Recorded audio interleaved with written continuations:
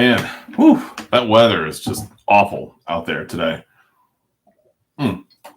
So, a couple of fun little updates. I went to Monday Night Raw, and I see I'm getting washed out. Hold on, let's see if this helps. This lamp, I think, just maybe just the lighting in here is too much. Yeah, that helps. Now I'm like completely dim. I think my camera just doesn't. Maybe my camera just doesn't like me. Anyway, so I went to Monday Night Raw. It was great. It was really, really cool. I just absolutely feel the need to share that. The shirt today is actually Back to the Future, the hoverboard, but everybody always thinks it's a bunch of hot dogs, which is disappointing. You know, it's just disappointing. But yeah, it's the hoverboards from Back to the Future. Anyway, so the how-to papers are starting to come in. I'm excited to read those. I think they'll be really cool. Those are always fun to read, especially when you guys go completely off the beaten path and are explaining to how to do something like hide a body or something like that. I've had that one quite a bit in the past, which is some of you guys get really creative with how to dispose of dead people. I'm listening to a podcast called Morbid about Lake Lanier in northern Georgia near Atlanta. That place is creepy as hell. Like, just the story on what went on in the creation of that lake and some of the stories surrounding it. I kind of want to go. Like, I don't want to go swim in that. Dear God, no, I don't want to swim in it, but I want to go see if I can experience something paranormal for once in my life. Anyway, let's talk about a few things. So we're going into a new topic. We're going to really start going much faster as we are now March 16th. We got about a month and a half left, and we're going to close out this semester with one final kind of self-assessment paper.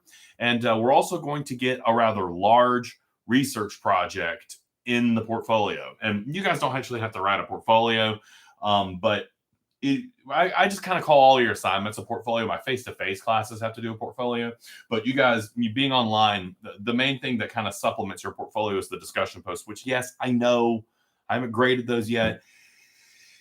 You ever just had 2 weeks that just kind of, you think that you like repressed it or something? These last 2 weeks have just been brutal, man. Like, I just feel like I've had somebody throwing stuff at me. I just keep hoping and praying things calm down, and they never do. They just don't. I feel like life is like some type of bully that's just picking on me right now. Anyway, let's try to talk about a few things today just to get the ball rolling.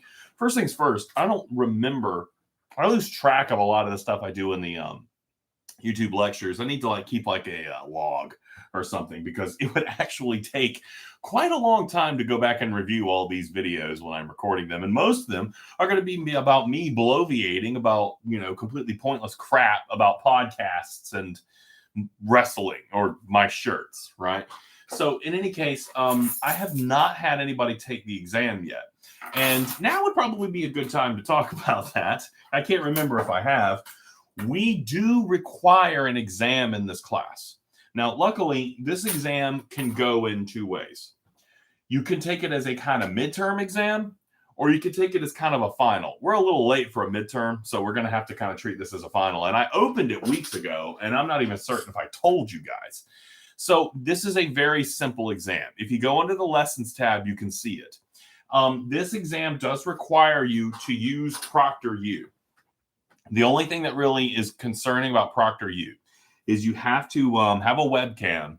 You have to show an ID so they can verify you are who you say you are, and then you take the test. The test itself is very, very simple. It's a timed writing assignment where I give you a couple of prompts, and you have to write like a basic 5-paragraph essay response. It's not something that I get too freaked out about because I'm basically looking for some very simple things. I probably shouldn't tell you this, but I will. Probably the most important thing with this test is organization and structure. If you execute off of at least an identifiable structure, you're going to be fine. When it comes to timed writing, small things like, occasional grammatical mistakes and even some misspellings aren't going to take a lot of points away. What is going to matter is it's generally coherent and it has some type of like form and structure to it.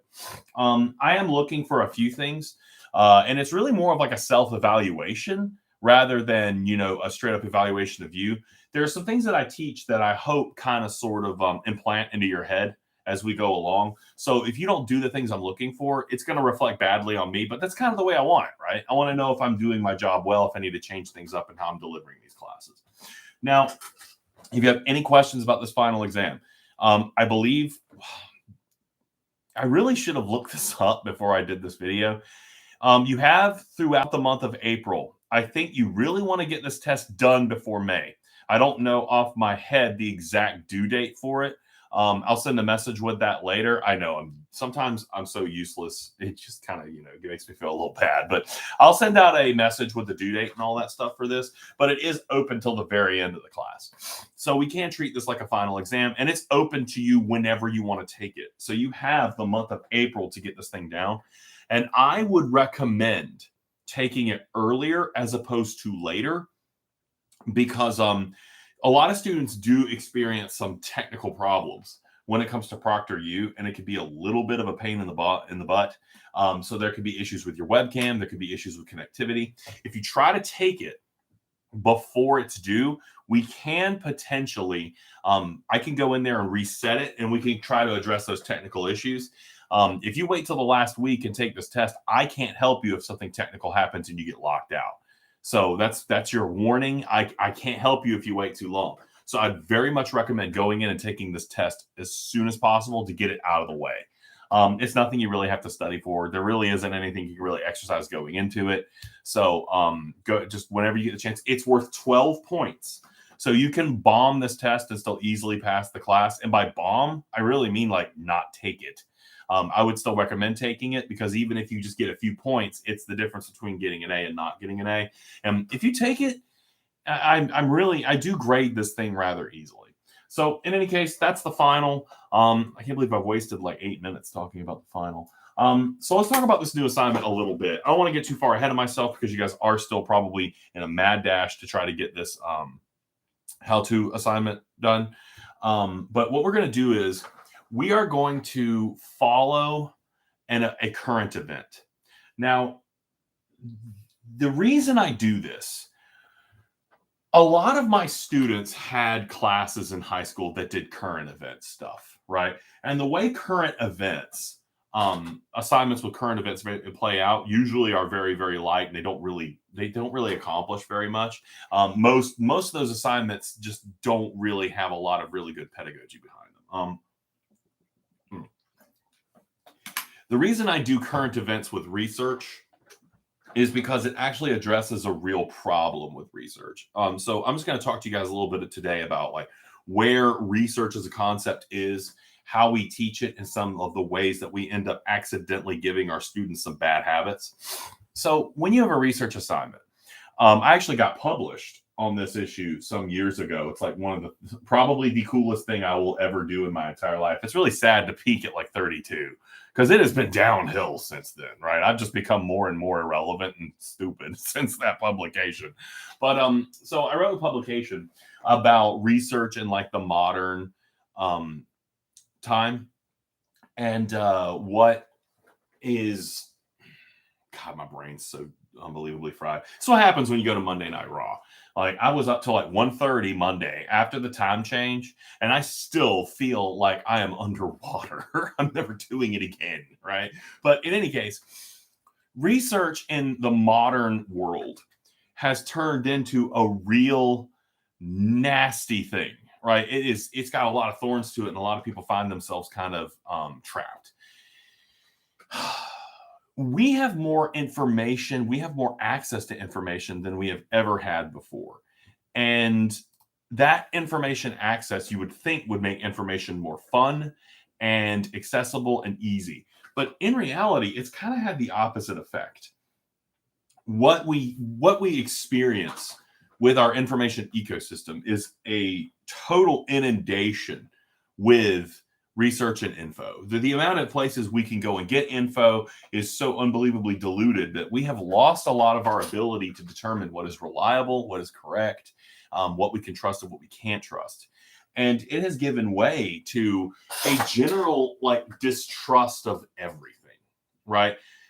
People don't trust media anymore. People don't trust information coming from colleges and universities that are published in like reputable academic journals.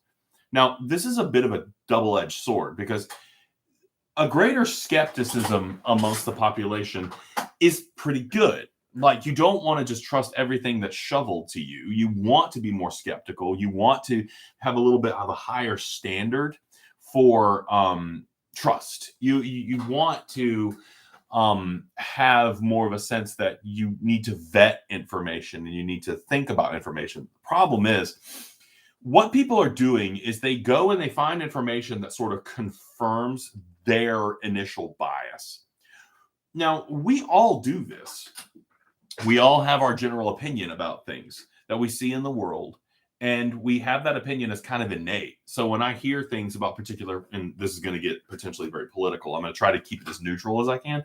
When we hear things about politicians, when we hear about companies, when we hear about political stuff that's going on, legislation, we have an initial response to that that's typically very, very steeped in our view of the world, right? So what ends up happening when we go and we do research is, rather than going and getting raw data, getting raw information that we want, we go, well, it's not that we want, getting raw data, raw information, we go and we find things that we want. We confirm our initial assumptions. So if I assume that a particular politician is bad, I'm going to look for information that confirms my suspicion of their badness. If I assume they're good, I'm going to go look for positive information about them. And this is alarmingly universal. This goes across all political ideologies. Everybody does this. And people do this with issues. They do this with products. They do this with companies. So the big problem in academia, in colleges and universities that teach things like research, is that we accidentally sort of did this on purpose. And now we're kind of reaping the reward a little bit. How gray my hair is. Look at that. I need to go get a trim. There's something about this little tuft right here. What's up with that? I got nice brown beard, but then it's just like, it's like I'm scared.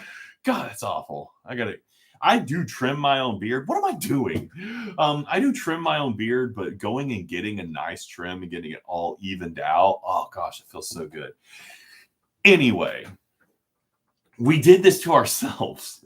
We teachers and we academics did this to ourselves. And the way we did this, so when we teach a paper and when we have students write papers with research, what we ended up doing was we give a kind of rough, very short explanation of research as a concept.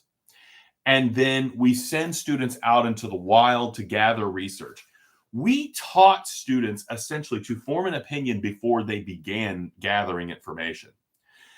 And I think that has come back to bite us very, very hard. I remember having a teacher in a literature class tell me it's easier to have an idea of what it is you want to say and then go and find the information that confirms or denies that viewpoint. And now, as an older, wiser man, I realized that advice was pretty terrible.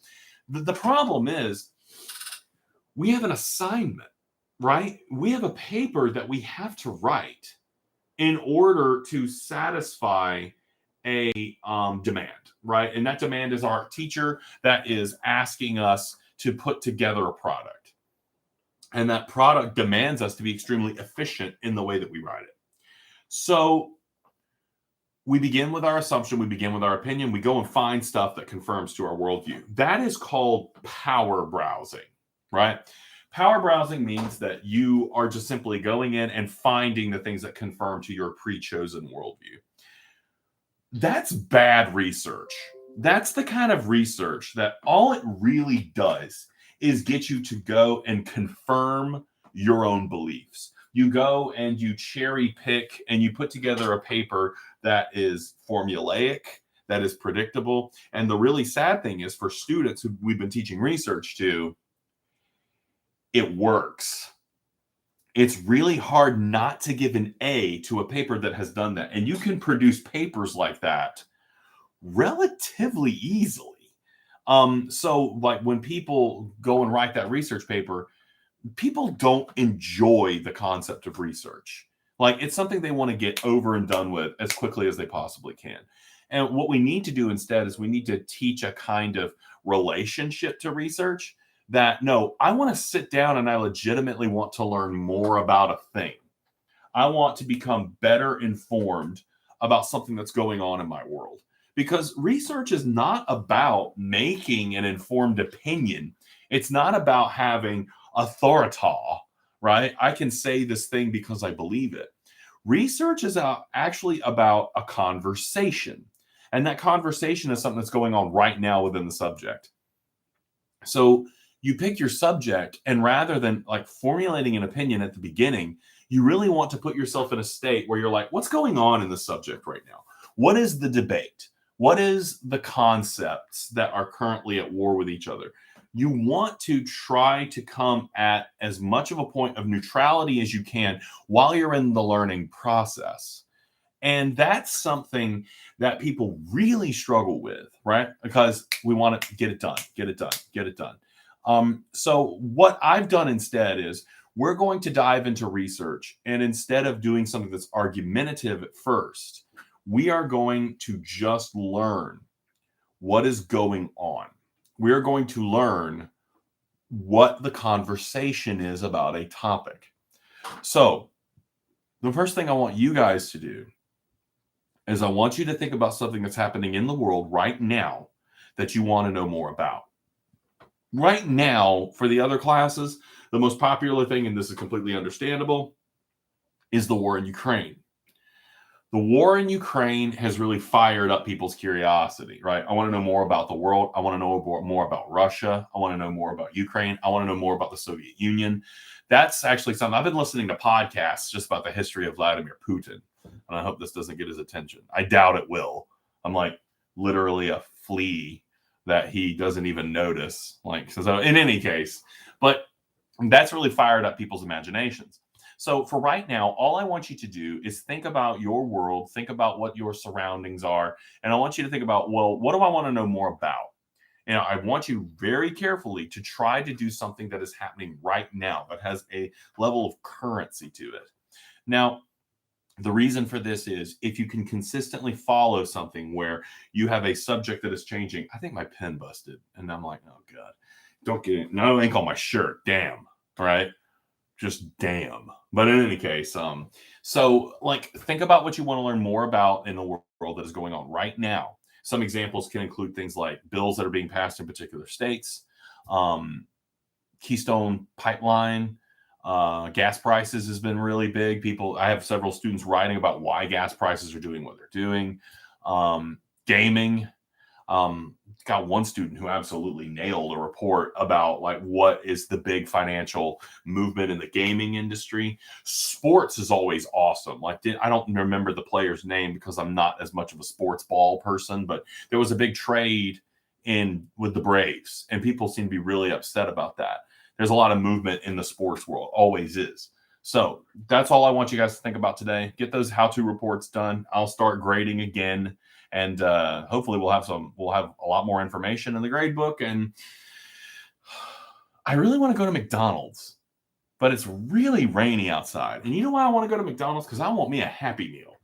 I want a Happy Meal because I want one of those little Mario Kart toys. Those things are fire. Y'all have a great day.